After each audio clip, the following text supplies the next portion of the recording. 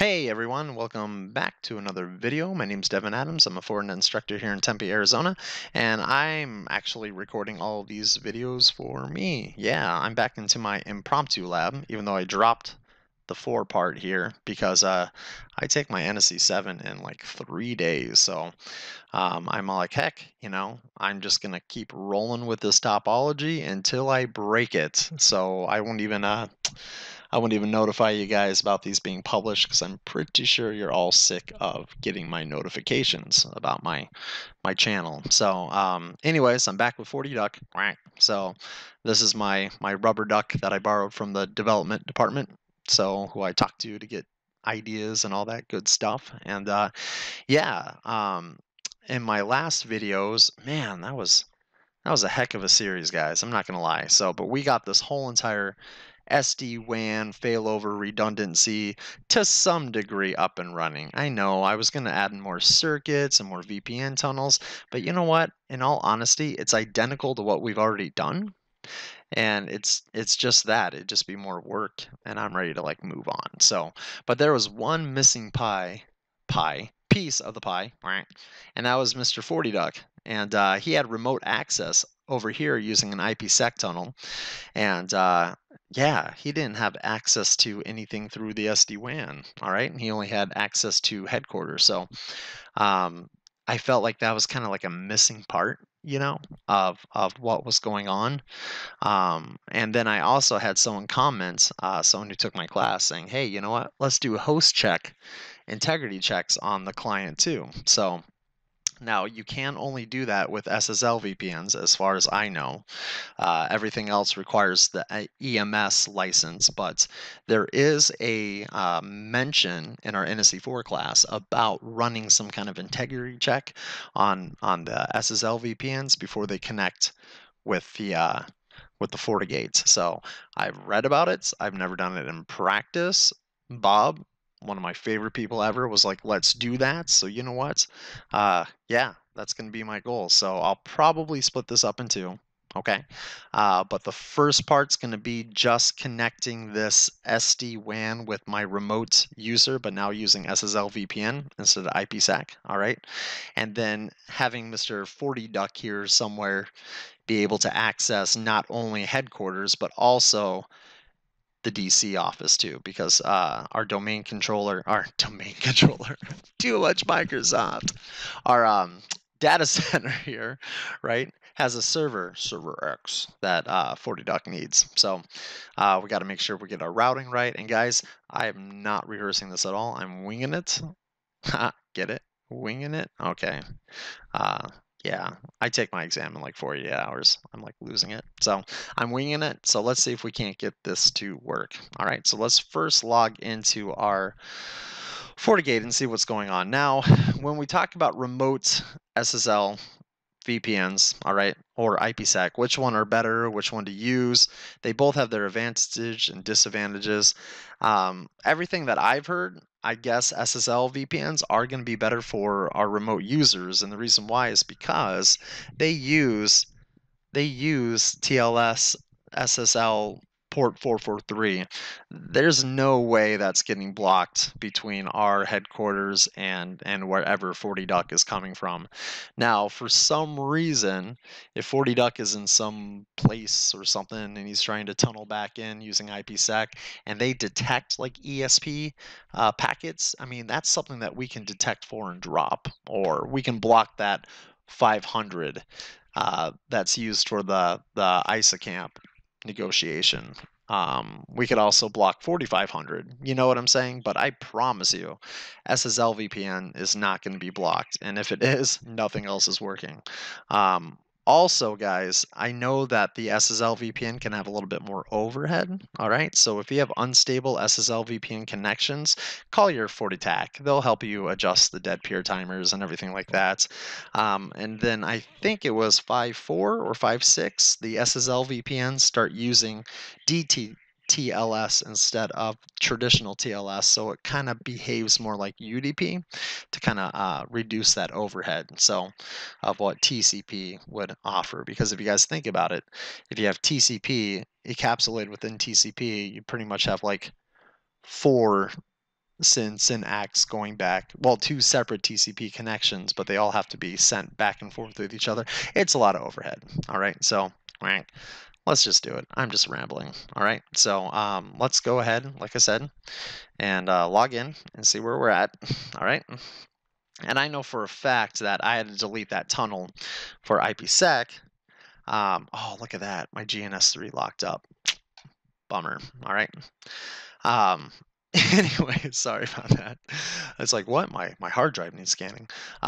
Because when I did the demo with the IPsec, it was overlapping my management that I had put on my VPN tunnels. So I'm like, oh, that stinks. So that's all gone. So FortiDuck has absolutely no access into the headquarters. All right. But if you are going to use SSL VPN, you have to use authentication. All right. You can't just use a pre-share key like you can with IPsec. So I'm going to go ahead and check that first. So I'm going to go to my user groups, and I think I already made a group for Mr. FortiDuck. All right. Which I did right here, okay? And this is saying anyone that comes over, all right, either as domain users. Let me take that out. I was trying to fix something real quick. All right, it should just be anyone that comes over as the remote VPN group from our domain controller. They're going to be associated with this user group, which is remote VPN users. All right. Now, starting in 6.0, you can go down to your LDAP servers, and there is a test authentication button. See this test user credentials? All right. So let's go ahead and make sure FortiDuck knows this password, which is me. I guess this would work really good for like phishing attacks too. So, all right, there you go. I need your password to test the LDAP bind. Huh? Yeah, of course, have it. No, I'm just kidding. Don't ever ask your users for passwords. But you can always test your own, and also the one that you made, the FortiGate. Let me see if mine works. All right, cool. So we know that Mr. Duck here is at least getting his credentials right. Now, how do I actually see what group membership he's in? You know what? I'm just going to go on my domain controller. So here we go. We're going to go to users. And here in support, I have my remote VPN security group. And if I go to members, boom, there's FortiDuck. All right. So if I wanted to go ahead and add another person in to get them VPN access, like myself, all I'd have to do is type in my name. There I am. I'd add it. Now I'd be associated with that security group. So this is also how our tiered support works. So I did that in a different video. But if I go ahead and I click FortiDuck, I can see what he is members of. All right. And here he's part of domain users. He's also a level 2 admin. He also has now the remote VPN access. So, okay. So that's good. All right. Good times. Okay. Let's go ahead now and keep on keeping on. All right. So let's go to VPN and let's go into our SSL VPN settings. Okay. Now, this right here is saying, okay, how is the FortiGate going to listen for SSL VPN connections? So here we can pick our interfaces. See how you can pick several of them? You don't have to pick just one. So if one of those WAN ports go down, they can try another one, which is kind of cool. All right. The default ports is 443. Guys, you don't want your end users to be putting in custom port numbers. All right. All they're trying to warn you here is that if you have admin access on the same interface as your SSL VPN tunnel, it's going to trump the admin access. In other words, you're always going to get the VPN portal, the web access. Okay. And that kind of makes sense. Should we ever have publicly facing access to our admin portal on the FortiGates? We shouldn't anyways. Okay. This though, this is going to be publicly facing. All right, so yeah, we'll go ahead and do a little redirect. All right, so once again, it's just saying it's doing the port reflection. I am going to allow any host from anywhere. Now you can limit access to like a geocode if you guys wanted to like keep it from like coming from the United States or wherever your country is, kind of limiting the amount of people who can log in from there. All right, so you do that by just coming here and making an address. You'd go ahead and you'd say something like America. No, I'm just kidding. You know, red, white, and blue, whatever. geography, and then you can pick what country. I mean, that's just another layer of security, guys. I mean, it's just another hurdle they'll have to jump through, right? And then this way, only public IP addresses registered with IANA that are associated with America will be able to make the connection, all right? Or, if you know their specific IP addresses, I guess you could do that too. But we're using private IP addresses, so that's not even going to work. So, but that is how you limit it.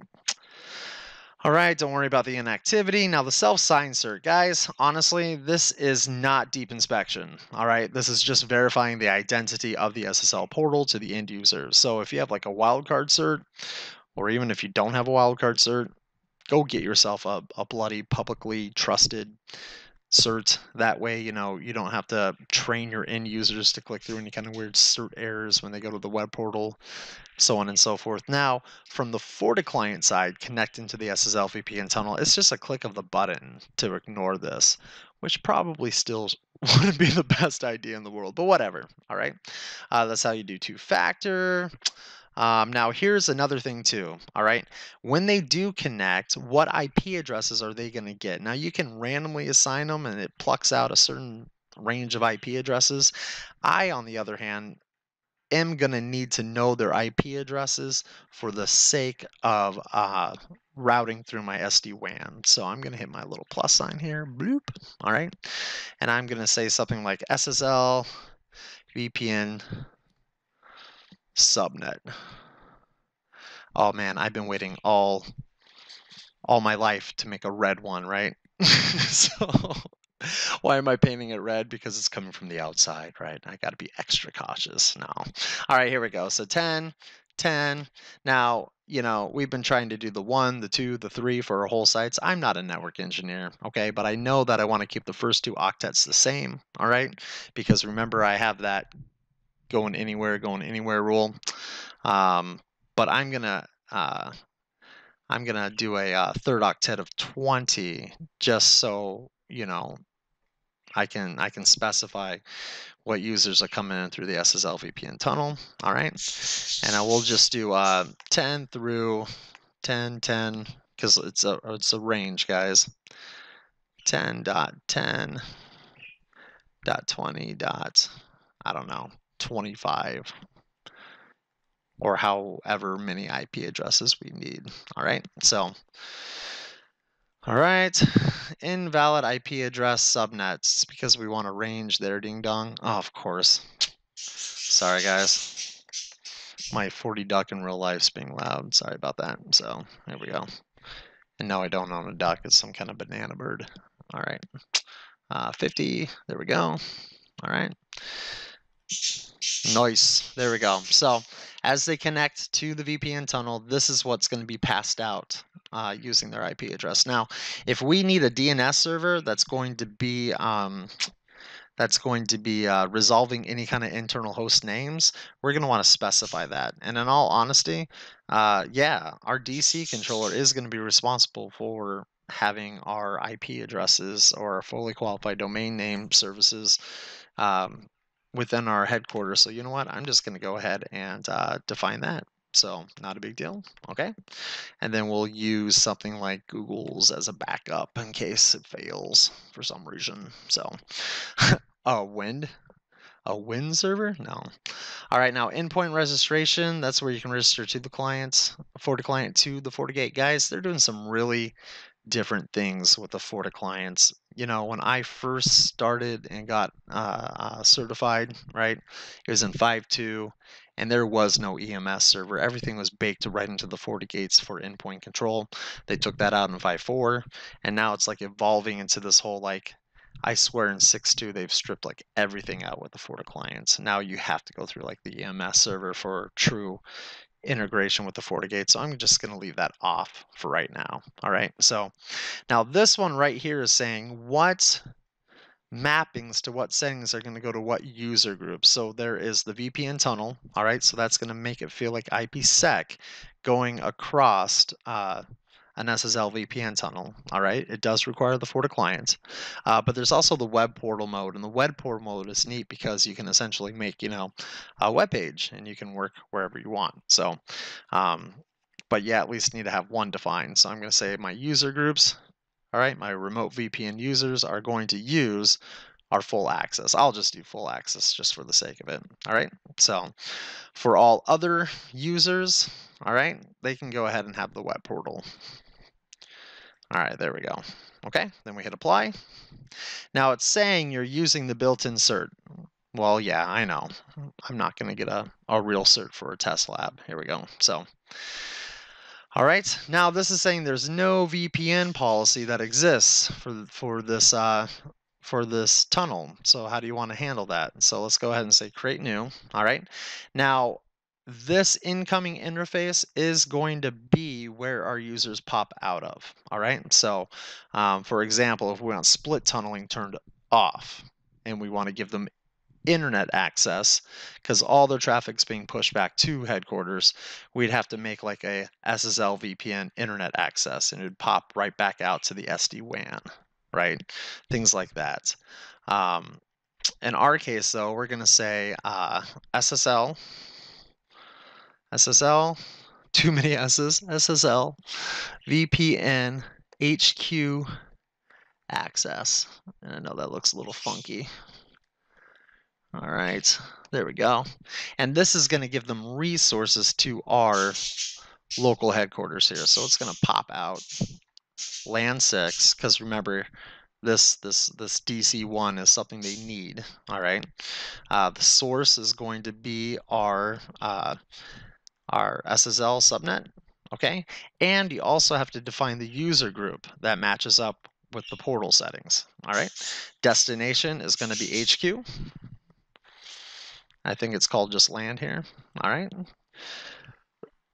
Normally we'd restrict it to whatever they need, and we do not need NAT turned on. All right. So, all right. Cool. Now that should, I know it's a built-in cert. That should give us access to HQ. But what about the DC? Yeah, it kind of gets a little interesting, right? So let's go ahead and do that. Okay. So let's go into our and I'm winging this, guys. Honestly, I don't know if this is going to work or not, but let's just go ahead real quickly and visualize this. All right, so we're going to need an SSL VPN rule. So let's go ahead and say create rule. And I'll say something like, SSL VPN data center access. All right. So our ingress is going to be our SSL, okay? Our outgoing interface is going to be our SD-WAN. Our source is going to be FortiDucks, also his authentication, all right? Destination is going to be the DC, okay?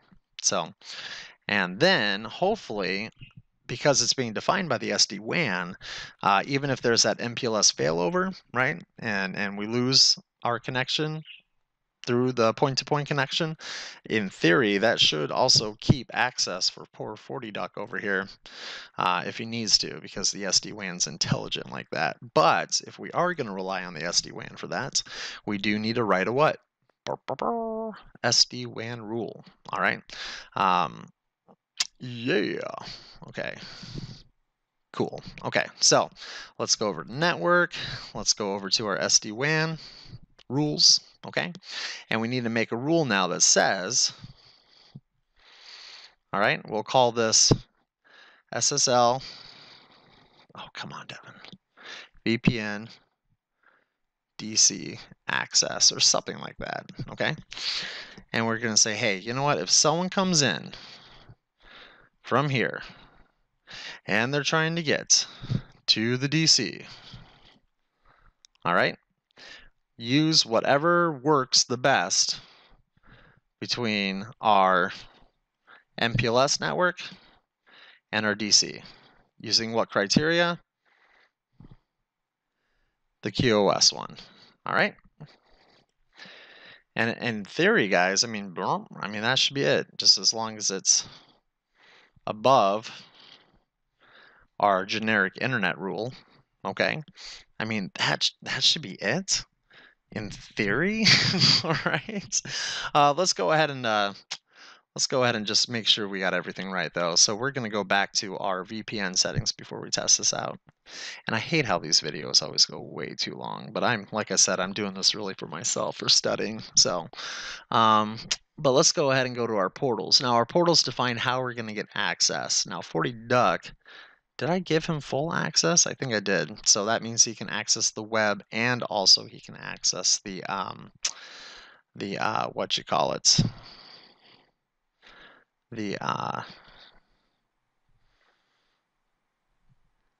He can access the split tunnel, not the split tunnel, the SSL VPN tunnel. Sorry guys, I totally blanked out there for a second because the source pool here should really be for our FortiDuck. There we go. All right. And split tunneling is turned on because I really don't care where FortiDuck goes as long as it's not going to the company, but I do need to put in the routing rules. So if it is destined for the DC or for the LAN, it needs to come down the tunnel. All right. So there we go. And then should we allow them to save? Should we allow them to auto connect? Should we do our keep alives, right? Here's the funky thing. Are you guys ready? All that's now a licensed feature on the Forti client. So yeah, I just discovered that not that long ago. So you know what? I'm going to turn off web mode for right now. Okay, because we're just testing the tunnel. All right. Yeah. Well, let me do it. I don't know. And technically, guys, I mean that should be it. So, all right. So FortiDuck's over here in the world. He's logging in from somewhere. All right. He has Forti client installed. So let's go ahead and load that up. We accept. We're going to configure it. All right. So it's going to be an SSL VPN. Our connection is going to say to HQ. All right. Our description is going to be to HQ for access. Look at that. I had no idea you could add multiple remote gateways. What? Did I just not notice that before? 200, 1.1. Why not? Let's do it. Are you guys ready? Bloop. 10.200.2.1. Bloop. 10. Come on, buddy. There we go. 10. I can't type. 10.200.3.1. And sure, why not? Because I think I picked all 4 of them, right? 10.200.4.1. All right. We're not doing client certificate. Man, I should really do a video on that though, because that's actually pretty darn cool. It's kind of like a 2-factor authentication for the poor man or something. You just crunch out user certs. Anyways, sure, we'll say login.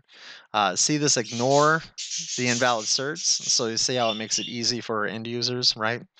But here we go. I mean, in theory, this should work. So FortiDuck, all right, his super secret password, okay. Do a little connecty. I have no idea what gateway it's going to use. So, sure. All right. But once it's established, we'll take a look at some stuff. So, there we go. So, all right. See how it passed out an IP address of 10.10.20.10. Okay. And then if we come over here to CMD, get a little, gosh, how do you look at the routing table? Is it route print? There we go. It's been a minute. But if you guys notice here, it injects in the routing table that if you want to get to the 10.10.2 network or the 10.10.1 network, you need to leave, right, out of the VPN tunnel. All right. Everywhere else, FortiDuck can go his own Forti way. All right. And did it matter that we're going through NAT? No, it did not. Nothing blocked it in its way. Okay. So good times there. So how do we actually test this? Well, heck, I got a command prompt open. Should we try pinging it? 10.10.1.10. Look at that. Yeah, that's headquarters. What? All right. Should we see if we can reach that DC? Ah, see, I knew this was going to happen. Now, why? Why did that not work? So, uh, and if I was in class, obviously I'd ask, but I didn't do this on purpose. I completely forgot about it. We forgot we had another firewall that we had to configure. The DC firewall was not expecting FortiDuck's IP address, so we got to get in there and add in that user. Guys, it's stuff like this why I really like FortiManager too, because you can actually have like a central address object per your ADOM, so you don't have to keep on making these stupid rules. All right, so here we go. So let's log into DC. And let's tell the DC that FortiDuck's coming his way through the VPN tunnel. All right, so there we go. Admin, password.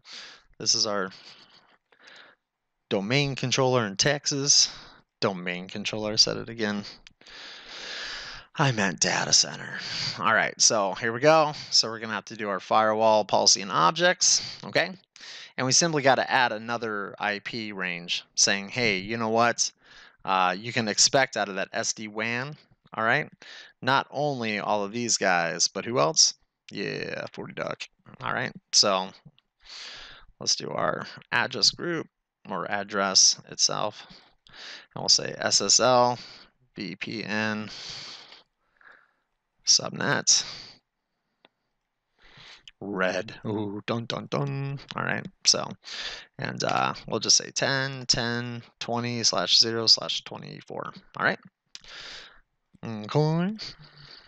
And now it has the correct firewall rule to let that happen. Okay, so maybe should we try it again? Je ne sais pas. I don't know. So, which makes me wonder. No, that's New York City, the headquarters. Do we need to go the other way? I don't think we do. Yeah, because it's terminating here. Okay, that should be it. So let's go back here and let's try that again. Yeah, like magic. There we go.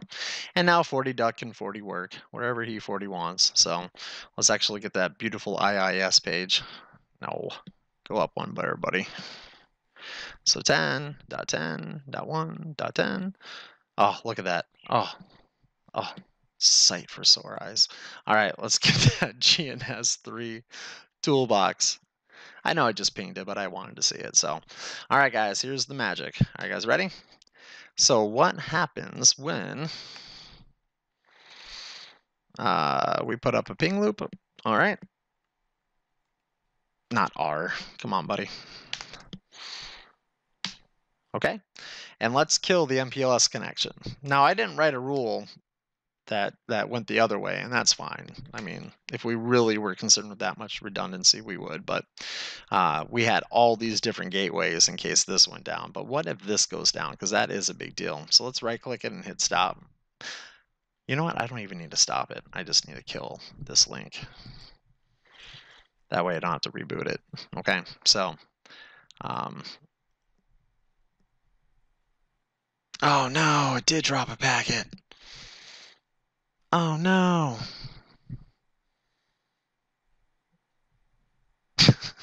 Oops. I wonder if no, I don't need the other rule. I don't know why that dropped. I thought that would start forcing it down the tunnel.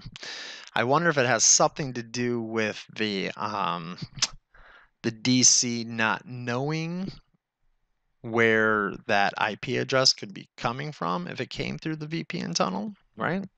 I don't know if it needed to like have a static route in there because it's not defined directly on the SD-WAN. Okay, it's just an object that's popping out of something that's not on the SD-WAN.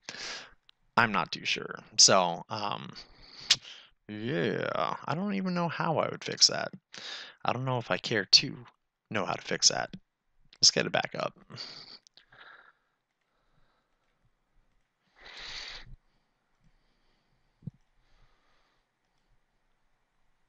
You're just gonna hang there, buddy? Yeah, there you go. So, and I could do my troubleshooting to figure out why. I probably have to do like a debug flow once it actually hit through the VPN tunnel.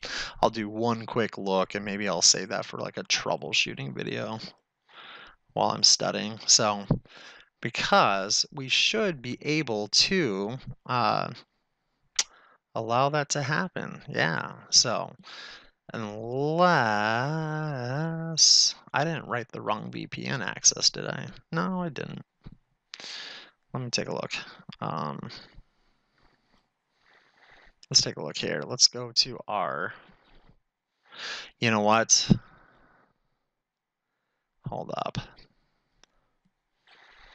IP4. No, we did. We did through the SD-WAN, right? And we said anything that's coming from the SD-WAN, inter office traffic, to the internet, DC to the LAN. Then we had the FortiDuck. All right. Port 6. DC subnet, right? And then I swear I wrote the rule to make that happen. Okay, so let's go ahead and check the SD-WAN rule there, just to make sure. Because I don't think the DC knows about that IP address subnet. You know, a little part of me is saying that it has something to do with the reverse path forwarding check. So, even though, you know, when it's here and it's going down the MPLS network, well, no, that doesn't make sense because it still makes it down the MPLS network. So let's check our rules. And like I said, I might just end it right there because this is obviously going way too long. So, but like I said, I'm not even gonna notify you guys about these being uploaded. I'm just gonna throw them out there in case you guys need it. So, but yeah, there's the 2DC. All right, and there's the port 5, okay?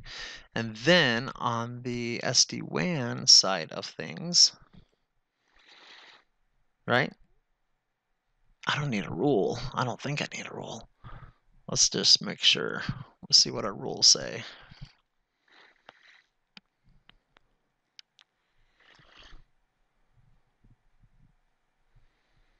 Huh, maybe. I don't know. No, see how we didn't need a rule for the HQ to come back through? All right. So, yeah, it should have just been fine. You know what? I'll try one last thing, and if it doesn't solve it, guys, I'm moving on with life. So, because a little part of me just feels like it just does not know that that could possibly come through here. So remember how I put that static on there just to let them know that we had the HQ subnet that lived beyond there. All right. But I didn't have to do that the other way though. So, but I'll just do it just in case. So I'll say 10, 10, 20, 0/24. And if you don't know where to go, that can also pop out of our 2 headquarters. All right. Maybe. I don't know. So, oh no, I forgot the gateway. Did I need the gateway? No, I don't need the gateway. So, I don't know. Let's see if that worked. All right, let's kill it one more time. I'm just gonna hit stop. And like I said, if that doesn't work, I'll save it for another troubleshooting lesson because this is going way too long. Yeah, it did work. All right, guys. Okay, that was it. It's because the DC did not know where that IP address came from. And because it wasn't a part of the SD-WAN, in other words, it wasn't defined within the SD-WAN on its side, it had no idea where it would come from, but I put in the static IP address, and now it's going through the VPN tunnel. Oh, that did fix it. All right, just lost a packet or two. All right. Well, not too bad. Let's go ahead and restore it. Bloop. All right. Well, good times, guys. Oh, I'm glad that's what it was. Now, let's just say for a moment that I couldn't figure that out. The next thing I would have done, okay, is I would have done a debug flow command, and that debug flow would have told me that it was dropping because of reverse path forwarding check. All right, so the debug flow is kind of like a sniffer for the kernel itself. All right, so you can see exactly why the FortiGate made the decision it did. But yeah, a little part of me just felt like we needed to do that. So anyways, yeah. All right, guys. So I'm going to end the video right there. Like I said, I'll upload this. I'm going to record one more about that host scanning if I can get it to work. And yeah, so thanks for watching another super long, boring video while I study. So, all right, guys. Until next time.